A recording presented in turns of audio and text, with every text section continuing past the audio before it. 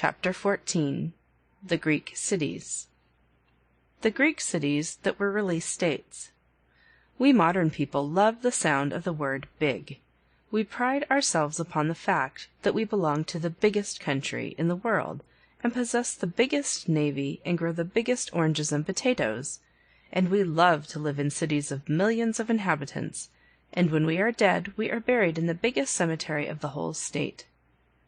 A citizen of ancient Greece, could he have heard us talk, would not have known what we meant.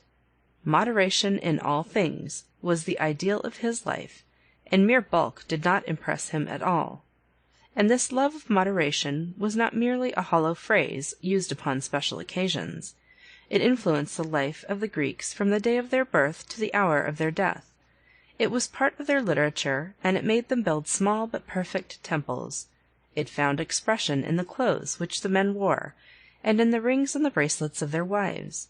It followed the crowds that went to the theatre, and made them hoot down any playwright who dared to sin against the iron law of good taste or good sense.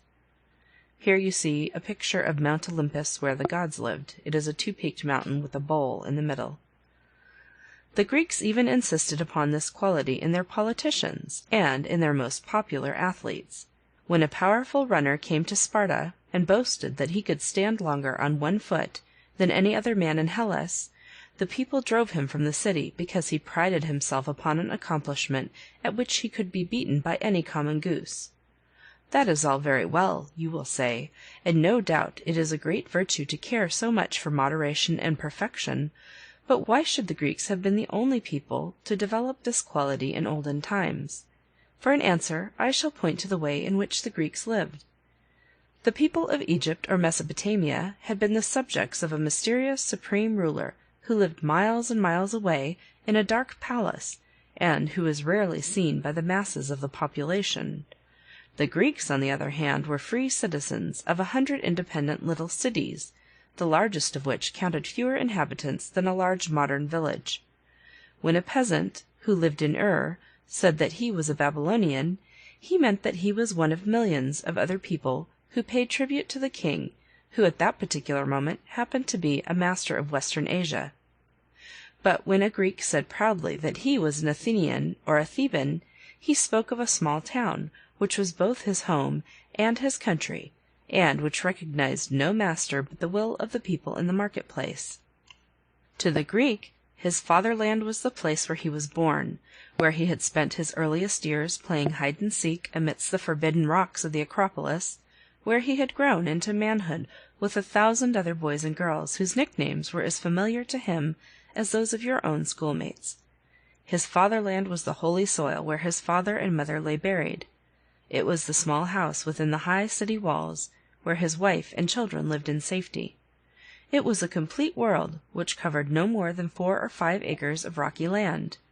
Don't you see how these surroundings must have influenced a man in everything he did and said and thought? The people of Babylon and Assyria and Egypt had been part of a vast mob. They had been lost in the multitude.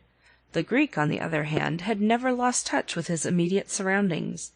He never ceased to be a part of the little town where everybody knew everyone else. He felt that his intelligent neighbors were watching him. Whatever he did, whether he wrote plays, or made statues out of marble, or composed songs, he remembered that his efforts were going to be judged by all the free-born citizens of his home-town who knew about such things. This knowledge forced him to strive after perfection, and perfection, as he had been taught from childhood, was not possible without moderation. In this hard school, the Greeks learned to excel in many things.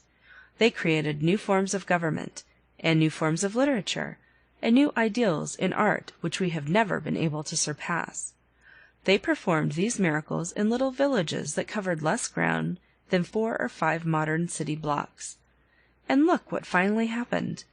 In the 4th century before our era, Alexander of Macedonia conquered the world.